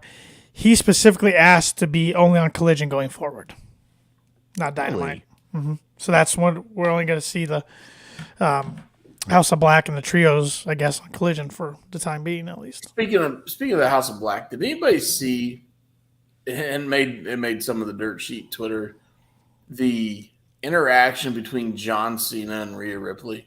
Yes. I saw it. And then Brody King says, "Nah, now I got to kick John Cena's ass." Yep. I saw that. I saw that. Yeah, that was good. I did have some, when we get into our segment of the week about the other place, I do have some thoughts on that pay-per-view. Well, since Connecticut's supposedly on my mind tonight, let's you brought up SmackDown. get right into it, and let's talk about something. So, what do you guys want to talk about? He didn't get to say that line this week. He tried. No. He comes out, Seth Rollins opens the show, your World Heavyweight Champion. Cody interrupts him. Twitter's like, whoa, what's going on here? Cody said he's not going after this belt. He still wants the belt his daddy never got. He wants to finish the story. Right before he can say that line, Brock Lesnar's music hits. We see Cody get a look on his face we haven't seen in a long time, just a pissed off, enraged look, which I liked. He runs, goes after Brock. Brock gets the better of him all the way down the ramp, gets in the ring. Cody hits him with the Cody Cutter, which Brock did an awesome job at selling. Brock rolls out of the ring. Cody wants to fight. That's the end of that. Later in the night, Cody's music hits again just to get the crowd pop again. He comes out for about a 1 minute promo, pretty much saying he will fight Brock Lesnar anywhere, anytime. They can't coexist on the same show. So we're getting number 3 at SummerSlam. But my question to you guys is, what's going to be the stipulation of the match? I feel it needs to be like an I Quit match. Not the company, clearly. But you just need to go big. It's, street fight, I Quit, something like that. I think we get Hell in a Cell. Boom. I think so too. Yep. Yeah. Yep. Because that gives I agree with the I Quit match, okay? That gives you the nostalgia, the power of whoever the winner is, right? But to do an I Quit match, I go back to the Rock McFoley I Quit match. God, that was hard to hit. Oh, hard to watch. The 14 chair shots and the handcuffs. Okay. To get that kind of selling without the cage around you, right? It would be hard. So instead of the I Quit match, I think we get Hell in a Cell. All right. And this version of Cody in WWE is what, 1-0 in Hell in the Cell? Yep, with the torn pec. Torn pec. Yeah. And Brock he's beat Taker in Hell in a Cell once, if not twice. I don't remember the last time when they had the feud in Hell in a Cell. I don't remember who won unless it was a draw. They had that summer feud. I don't remember. He's probably had a few other feuds. Yeah, I'll just Google it. I'll Google it while I'm rambling here. Lesnar. No. While you Google that, I see that in my time away from Stanford, they are still just as predictable as ever. Yeah, pretty much. Well, I mean, just ask Tanner. That's why he's going to go right for him. But no, I thought this weekend's pay-per-view was pretty entertaining. I did enjoy Cody's match. Although seemed like somebody ringside was struggling a little bit to maintain their clothing. But there were a few camera angles that I was like, you guys need to adjust quickly or else. But one thing I noticed, and I don't know if anybody else notices things like this, but this is kind of the stuff I like to look for. Regarding the Judgment Day, since we're talking Cody, and the Judgment Day obviously is what comes to mind with Money in the Bank as he took on Dominic Mysterio. 3 out of the 4 Judgment Day members had a match. Damian Priest, Dominic, and Finn Balor. Now, the entire time that I've been watching, that I've seen Judgment Day come out, they've always got their CGI graphics that everybody at home gets to see. And it's always been the same one. You've got your person in the front, which represented Balor, Dom and Ripley in the middle, and then Damian in the back because he was the tallest. Damian came out with that. Dom came out with that. Balor did not. Balor came out with 4 that looked identical. They were all holding what could have been sword. And 2 of the characters glitched. They kind of flickered out for a second. And that's kind of when I went, all right, so we're starting to see the end of Judgment Day. And then Damian came down during the match. Then, because I hadn't watched anything, you find out that Damian took on Rollins. Balor cost that match for Priest, so Priest was returning the favor. But I think Judgment Day is starting to fall apart. Mm-hmm. I'm hoping we keep Dom and Ripley together because they're fantastic to watch. It's kind of what keeps Judgment Day going. But yeah. Yeah, Money in the Bank, I just saw highlights besides Cody's match. I disagree with Priest winning. I get why they did it, but I think LA Knight should have won. And Trips will make the argument, well, he doesn't need the title, blah, blah, blah. You got to run with it while it's hot. Okay. Then Cody should be champion right now. I know, and that's getting to my next point. Uncle Dave Meltzer's reporting the plan as of now is still Roman Cody main eventing WrestleMania 40 in Philly. So The Rock's just completely out of the question. I guess he's out of the question, yeah. Which you would think The Rock and Roman would be the final story of this bloodline thing that has absolutely taken over pro wrestling. Yes, it has. Mm-hmm. Whoever came up with this, or the multiple individuals, hats off to them, because layer after layer after layer. Wasn't Vince. No, God, no. Wasn't Vince. No. Now, there's only one, I think I brought it up, might have been with Paul on that Saturday show. There's only one thing they could do to elevate this even more, to completely blow every fan's mind, is to bring in God. Mm-hmm. And I know they split in New Japan. One's under contract, maybe one's not. I think, again, we talked about it, but if you could somehow bring in God to feud with the Usos, holy cow, could you talk about a literally family storyline? Like, I know we got the family storyline now with the Usos and Solo and Roman and their uncles and cousins and all that. Again, we get it. It's awesome. But there's still 2 guys out there that could even elevate this storyline. And there's 2 guys that have the money to bring these in. One's Vince McMahon, the other's Tony Khan. Mm-hmm. Vince McMahon should pay whatever the hell it is that he paid for that esthetician to put that mustache on his face. Bring these guys in. Yeah. I hear he had it on good authority from Tanner that it'd make him look good. Well, Tanner's probably on the freaking writing staff now. I mean, when Tanner shows up next Wednesday and goes, "That's good shit, boys." Oh, did I just make the list? Paul made the list. That's awesome. I mean, and you know what? And Paul, you and I are mature adults. We'll let this slide in like 3 months. Yeah, kind of like we let other things about me slide, right, Shep? You mean like the time you went swimming in Manitoul or what?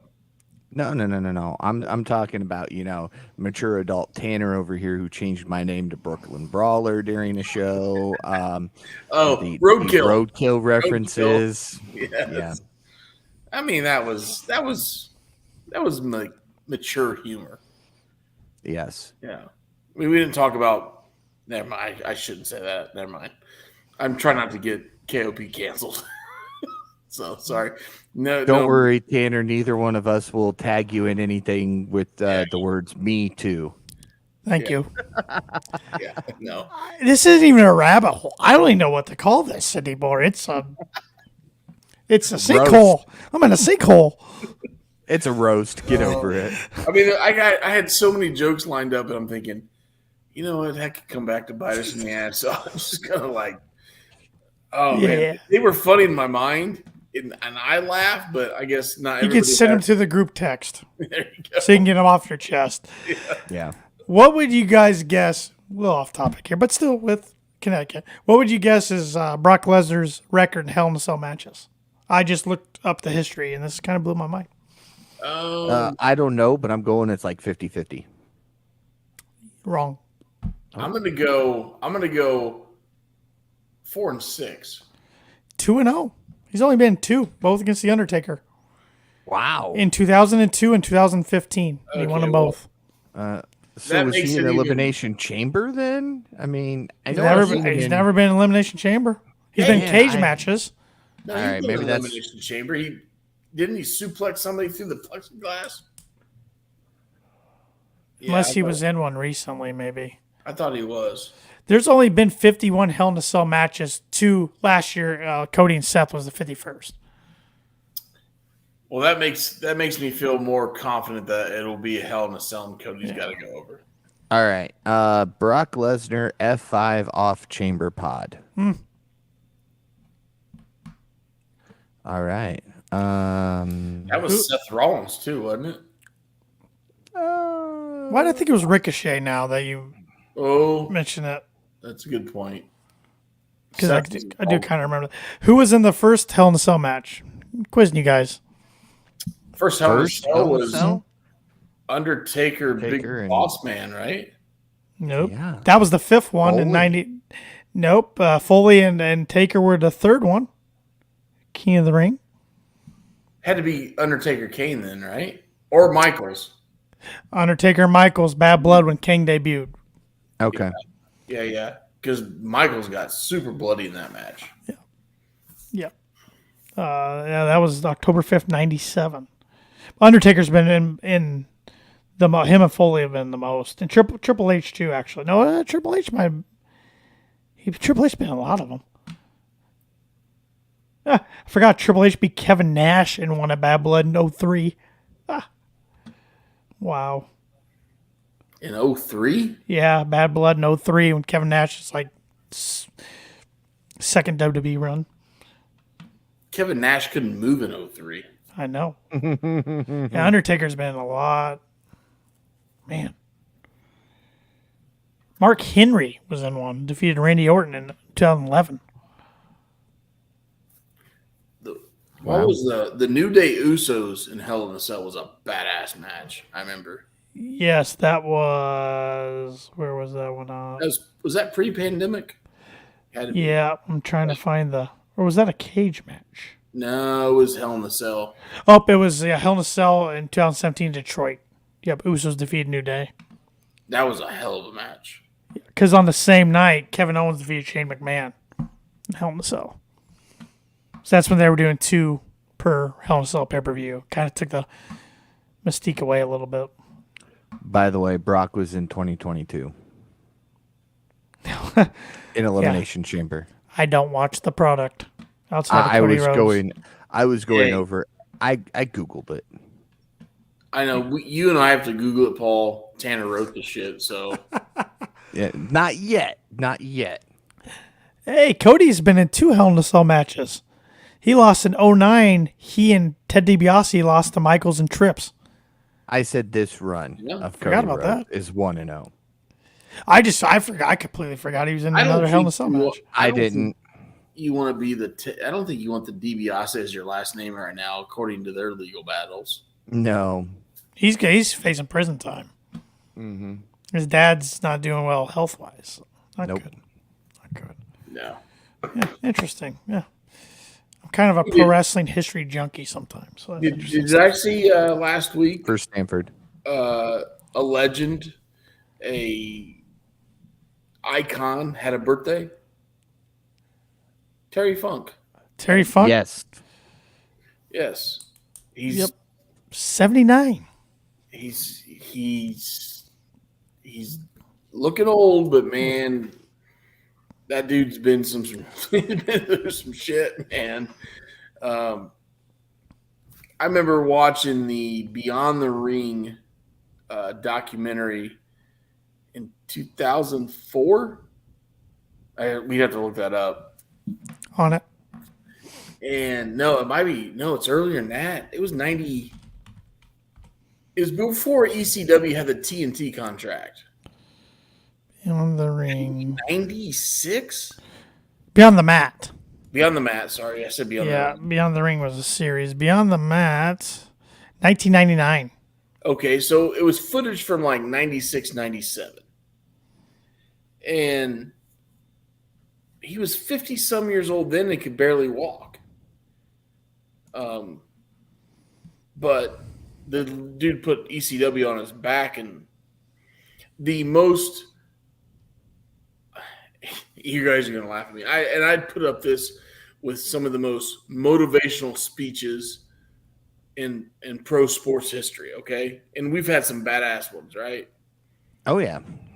But in that documentary, Paul Heyman gives a speech to the talent before their first live pay-per-view. And it was awesome. Like, I think some of those guys had tears in their eyes. But he got those guys so pumped up. And the first ECW pay-per-view, which I think was called Barely Legal, right? You're right. Mm-hmm. What year was it? It had to be 96 or 97. Didn't it? Looking it up. Yeah, see, he tried to quiz you like you should know because he should know. And Oh, no, I've watched that documentary, I don't know, 100 times. It's an amazing documentary. Jake the Snake's in that one. Terry Funk. April 13th, 97. Okay. And you had W Arena, which was a shithole. Terry Funk defeated Raven in the main event. Right. And he also defeated Sandman and Stevie Richards, In a Hollywood Nova, and Thomas Rodman. Yeah. In an amazing, and they blew the, what do you call it? I'm not an electrician, but they blew the Fuse power box? inverter like literally as they went off the air. Like they were counting down, like we're getting kicked off the air. 1, 2, 3. Terry Funk makes the pin, raises the belt, and the freaking transformer to the building blows. Yeah, I mean, just epic show. I think Jerry Lynn and RVD tore the house down that night too. Yes, that was on the card. Yeah, they tore the house down. And Taz beats Sabu in a submission match. I think that was towards the end of Taz, though. We didn't get the normal Taz that we would get. Sabu was still a nut job, but Sabu's still in that job. What are you talking about? it's true. That's Didn't have that on my bingo card that he'd be in AEW this year. Appear in AEW. We saw Taboo. We saw Sabu. Taboo. Sa- Whatever. Whatever you want to call him. Yeah. Whatever you want to call him. RVD is – we're not going to see him in AEW because he likes to have multiple wives and Yes. Smokes a lot of grass. Likes to have a good time. And good for him. Yeah, that's Rob Van Dam. That's his lifestyle. That's Yep. that's what you get with Rob Van Dam. So one of a kind.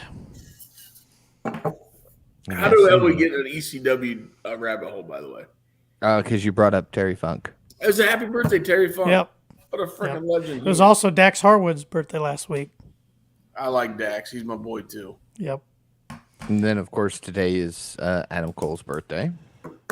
Which we had a celebration for Adam Cole. So besides Dax, Shep, who would you say is your favorite, as of right now, your favorite AEW wrestler? Can't pick Dax. Yeah, except besides Dax. I know. I was just reinforcing it. Or Cash. Let me throw Cash out, too. No, Cash is great. If it's somebody that I'm looking forward to watch every week and can perform on the mic,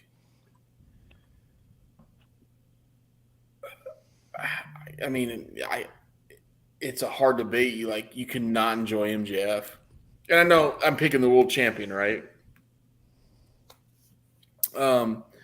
But there's a couple guys that have worn on me, and Orange Cassidy I'm enjoying every week. Christmas at Jericho. He texted in. He's watching still. Yeah, he likes Jericho. He's older too. You know, him and Jericho about the same age. Them old guys stick together. You know, They might be the same age, actually. yeah, they're pretty close. You know, they take the Geritol and shit together. No pun intended, right? Oh man. Yeah, maybe that blue emu shit for the joints, right? You know. Not talking about the Blue Chew, but you know.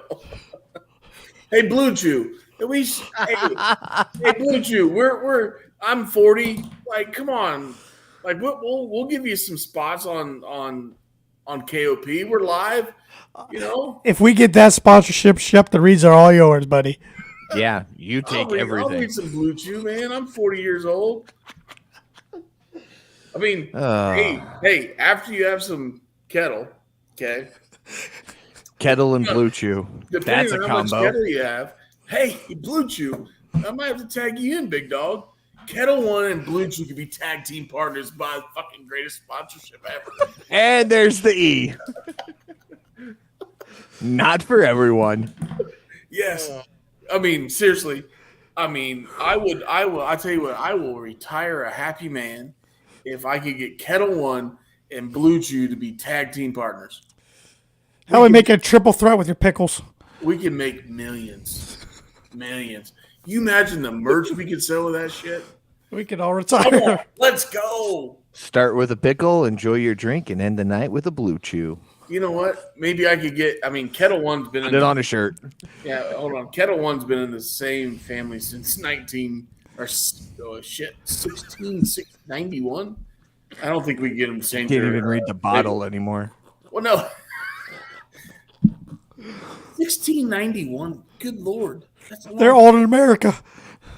They've been making vodka since 1691. I don't think I can get them to change their label to blue. Can I? Damn it. That was a good thought, though. Still, Kettle One, Blue Chew tag team champions, man. They're the KOP tag team champions. Oh, I'm sweating. Put it on a shirt. I'd buy that shirt. I can put a lot of things on a shirt from tonight's show. Paul, who's your favorite AEW talent right now? Oh, man. That is...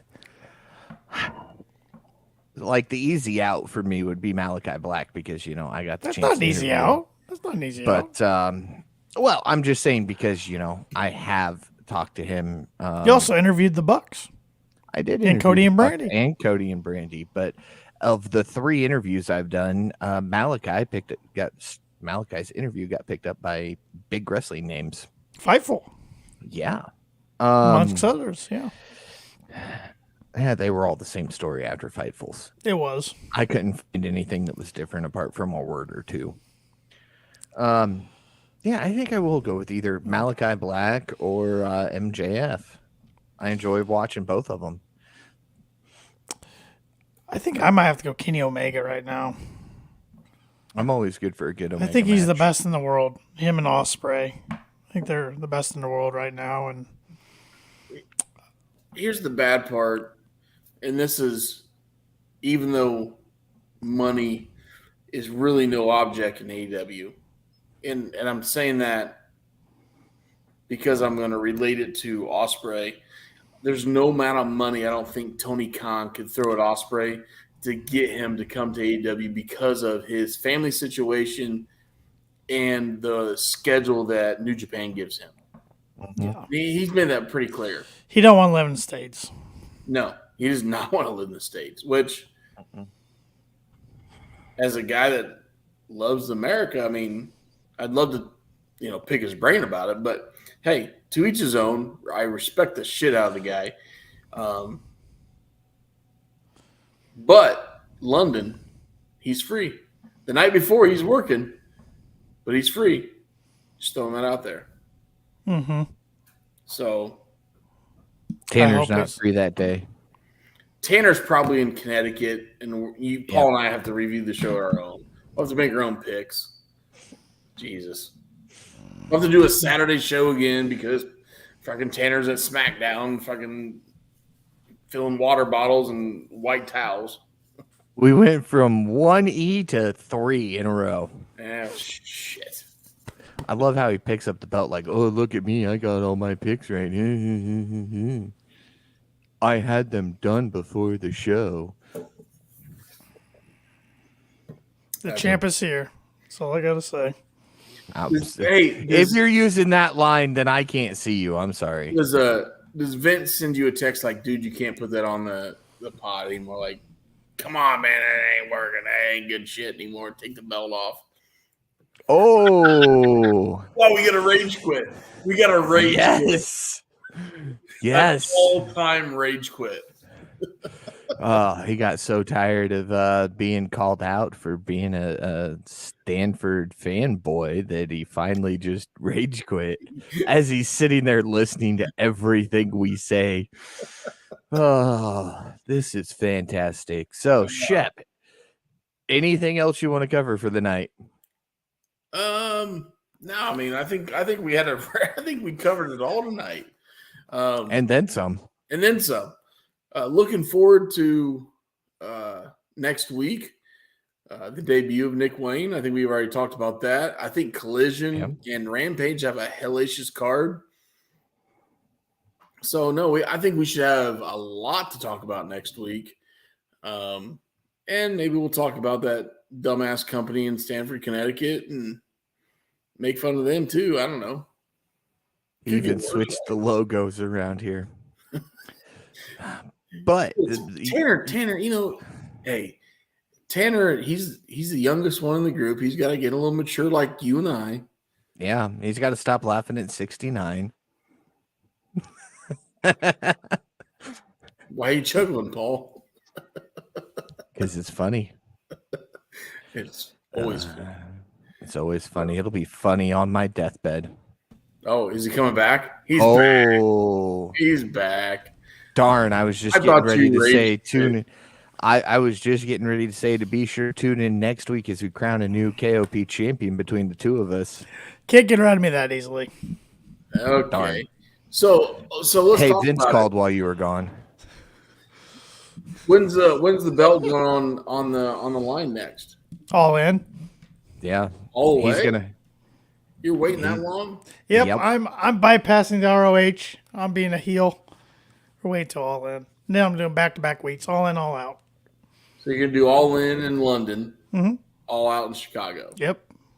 So See, what this if, could be. What if I win it and All in, and I just say All out? I'm busy. They're not going to win it, so.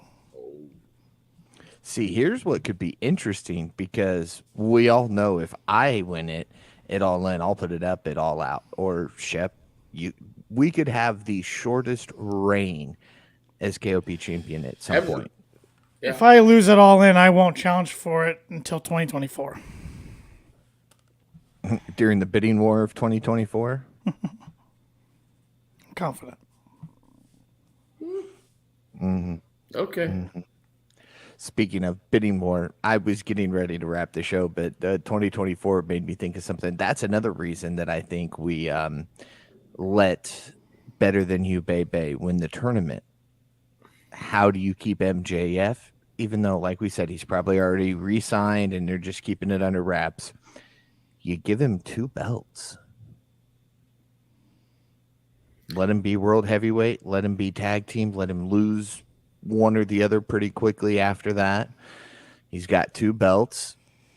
First guy in AEW to hold 2 AEW belts at the same time. Here's how that'll work, Paul. You're onto something. If they defeat FTR, okay, let them gloat and do that. FTR comes back a month later. Hey, we're going to start at the bottom. We're going to work our way up. They win the ROH tag team titles. They win the AAA tag team titles. They win the New Japan tag team titles. And then they come and they end the story. They win AEW tag team titles and they hold literally the 4 most powerful belts in professional wrestling. And you cap off their story. And then you let them ride in the sunset in 2025, I think is when their contract's up. And they said they were going to be done. Right? I think it was 4 years. Yep. 2022, that'll be 2026. Whatever. You let them do that, and you let them finish the story like we thought they were going to do a year ago, right? Mm-hmm. A year and a half ago, whatever it was. So, absolutely. I could get on that. I could get on that boat with you. I mean, it would make for a good long-term story. It could prove them. It would no, hold on. It would solidify them as the best tag team that our generation has ever seen. They're in a conversation already. They're in the conversation of all time, but I'm talking just our generation. Yeah. Okay. I love the Usos. I mean, I love the New Age Outlaws. Okay. Love those guys.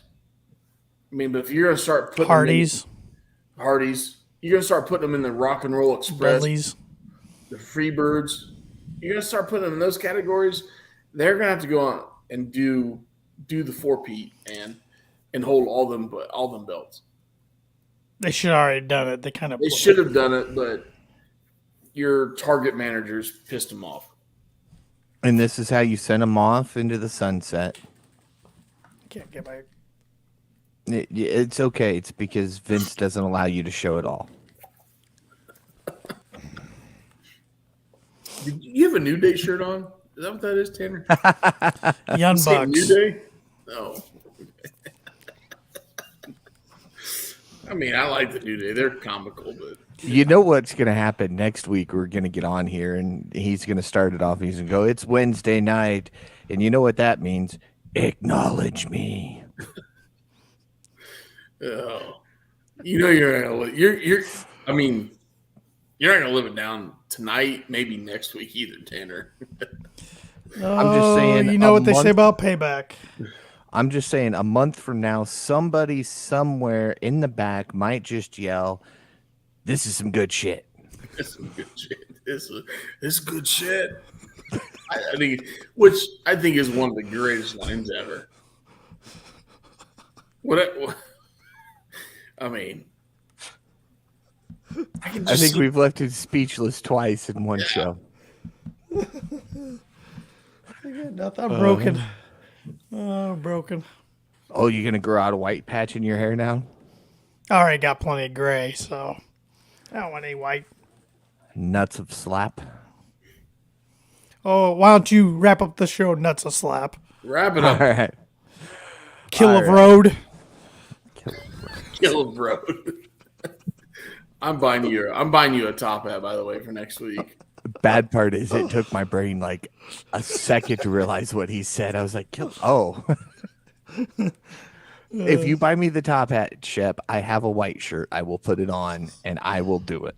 I will even have Tanner change my name to Roadkill. So wait. I'll get you the top and a set of suspenders. All right. I have red pairs, so make them black. Okay. So it matches. And I will do full gimmick. I will do it. Anyway, be sure to follow the Kicking Out Podcast on all forms of social media at Kicking Out Pod. Check out kickingoutshop.com. It's your place to go to get some great merchandise. Support a great podcast while you look fantastic doing so. And be sure to listen to the Kicking Out Podcast wherever it is you listen to your podcast. If it happens to be Apple Podcasts, leave us that 5-star review because we are 5-star KOP. Be sure to follow your Kicking Out Podcast predictions champion for now at TannerLee92. Follow Austin Shepard at TheShep27. Be sure to follow myself at PaulZartman921. And for that, at least join 2 of us next week because who knows what's going to happen. He may rage quit again before then. Join us again next Wednesday as we kick out yet another podcast.